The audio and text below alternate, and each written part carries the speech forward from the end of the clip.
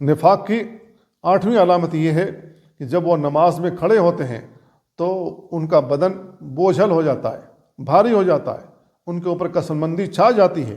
اللہ رب العالمین نے بیان فرمایا ان المنافقین یخادعون اللہ، منافقین اللہ کو دھوکہ دینے کی کوشش کر رہے ہیں، وہو خادعہم، اللہ رب العالمین ان کو انہی کے دھوکے میں مبتلا کیے ہوئے۔ وَإِذَا قَامُوا إِلَى الصَّلَاةِ، جب وہ نماز کے لیے کھڑے ہوتے ہیں، قاموا کسالى، تو وہ سست ہو کر کھڑے ہوتے ہیں، یراؤن الناس، لوگوں کو دکھاتے ہیں دیکھو ہم نماز کے لیے آئے ہوئے ہیں، ہم نماز پڑھتے ہیں۔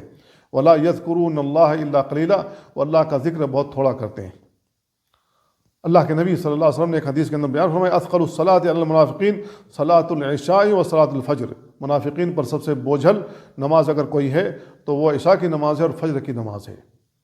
منافقین پر یہ بہت بوجھل پڑتے، لیکن مومنوں کے لیے بہت آسان ہے۔ اللہ رب العالمین ان کی مدد بھی کرتا ہے، لہذا نیند سے بیدار ہو کر کے وہ اللہ کے حضور کھڑے ہو جاتے ہیں۔